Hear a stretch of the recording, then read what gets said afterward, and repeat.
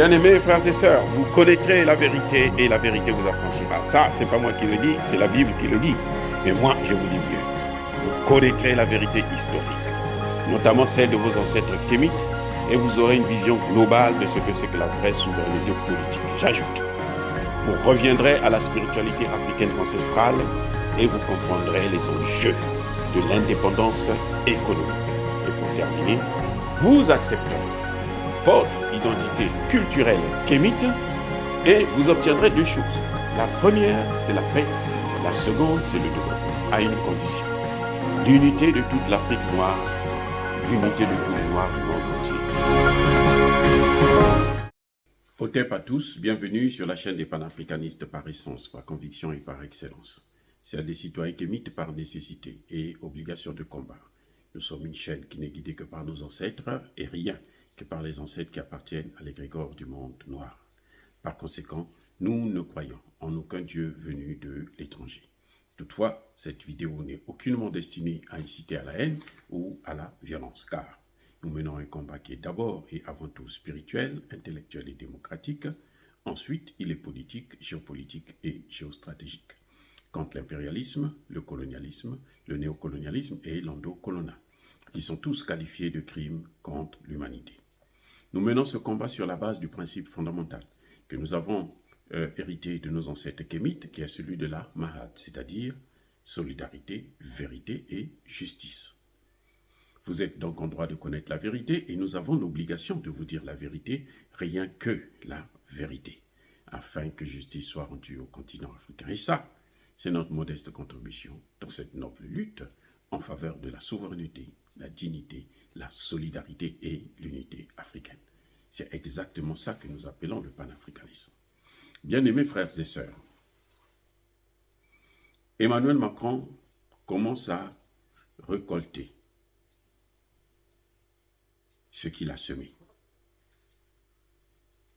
Emmanuel Macron, vous le savez, est allé en Chine. Et il a dit qu'il ne faut pas suivre la politique américaine concernant Taïwan.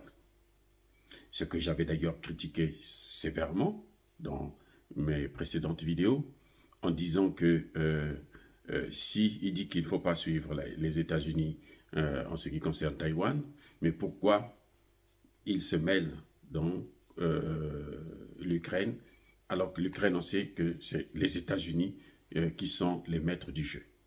La situation de l'Ukraine et celle de Taïwan, c'est exactement la même chose. Exactement. Oui, exactement. C'est-à-dire, on manipule une partie de frères ou une partie d'un territoire, parce que Taïwan jusqu'à aujourd'hui, c'est le territoire chinois, pour affaiblir la Chine militairement et finalement détruire même son économie et son armée. C'est exactement ça en Ukraine. Affaiblir la Russie et détruire son armée et balkaniser la Russie. Voilà les enjeux de cette guerre en Ukraine. C'est Emmanuel Macron ne l'a jamais dit haut, n'a jamais condamné François Hollande qui avait préparé avec Angela Merkel les accords de Minsk pour donner du temps à l'Ukraine afin que l'Ukraine puisse attaquer la Russie. Donc c'est à peu près la même chose. C'est juste que les Russes ont agi avant. Donc c'est de l'hypocrisie d'aller en Chine et dire qu'il ne faut pas suivre la politique américaine concernant Taïwan. C'est de l'hypocrisie, pure et simple. Et je vous avais dit aussi que Emmanuel Macron se rend compte que son pire ennemi, ce n'est pas l'Afrique qu'il est en train de martyriser, ce sont les États-Unis. Les ennemis de la France, ce sont les États-Unis. Et c'est pour ça qu'il veut se démarquer. Mais aussi, il faut comprendre qu'avec la politique qu'il est en train de mener, la situation de la retraite à 64 ans qu'il impose aux Français, il a besoin de se donner un peu de valeur au niveau international en allant faire une telle déclaration. Mais il s'est fait savamment insulter par des mots tellement grossiers que je ne veux pas les utiliser ici. Et il s'est fait insulter par qui? Pas par n'importe qui. L'ancien président américain Donald Trump, qui l'a insulté sévèrement. Et il a même dit que Emmanuel Macron est avec la Chine. Eh oui, ça, ce n'est pas l'Afrique là où il a l'habitude de jouer. Ce n'est pas l'Afrique où les présidents sont tellement laxistes et peureux, incapables de affirmer leur souveraineté, là où il peut aller jouer comme il l'a fait au Congo démocratique, au Congo-Brazzaville, au Gabon tout récemment. Voilà les vrais enjeux. Emmanuel Macron croit régler son problème interne avec, en manipulant la Chine, en s'opposant aux États-Unis d'Amérique. Je n'ai rien contre ça. Non, ça m'est égal, parce que ça ne nous regarde pas. Mais ce que je suis en train de dire, en fait, Emmanuel Macron se dit que, mais en Afrique, celui qui veut reprendre l'Afrique des mains des Français, ce n'est même pas la Russie, c'est les États-Unis. Eh oui. Et il pense qu'il peut s'allier avec la Russie, et plutôt la Chine, pour tenter de sauver les meubles. Mais il a tout perdu.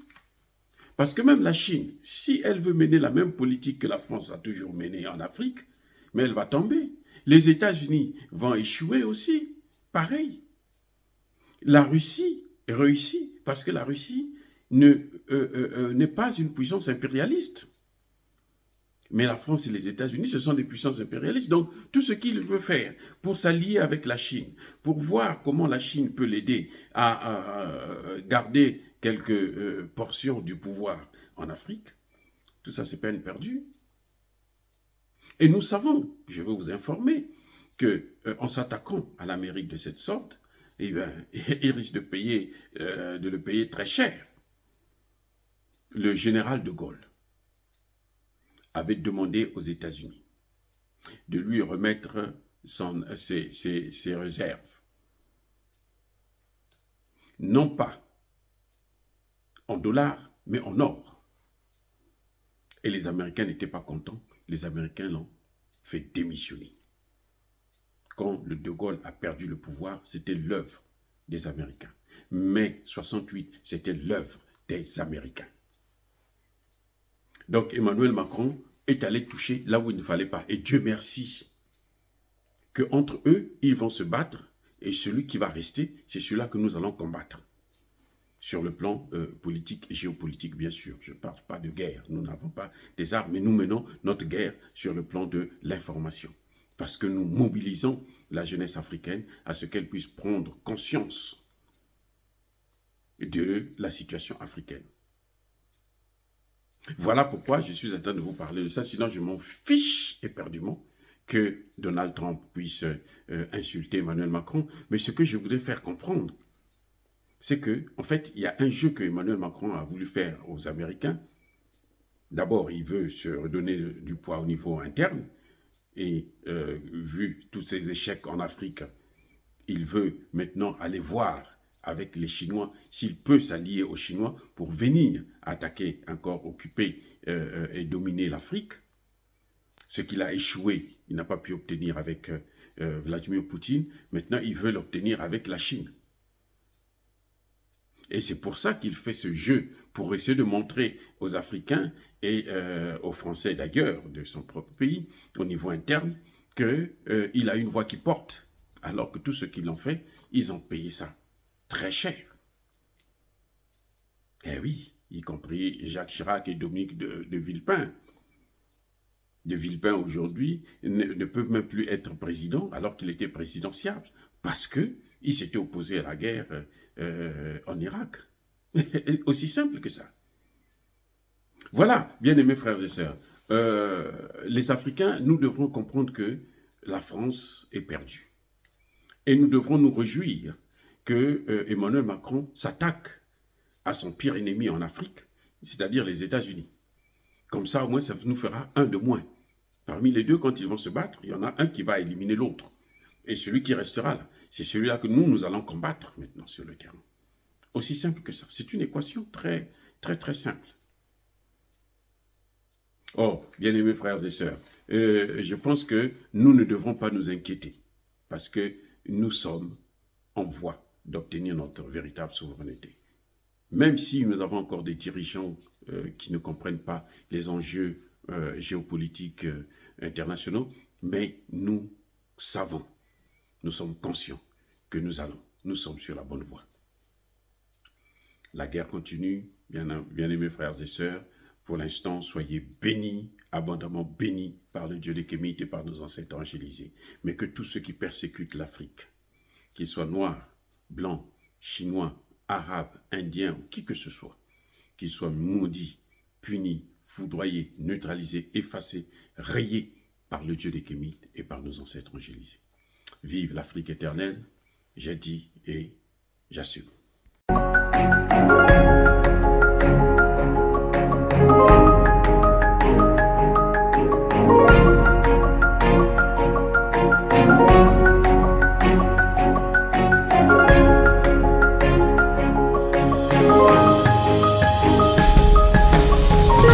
Eux, ils marchent par la foi et non par la vue. Mais moi, je vous conseille vivement de marcher par la connaissance scientifique et historique, notamment celle de nos ancêtres kémites, par les 5 sens et par l'intelligence. À vous, à Pierre.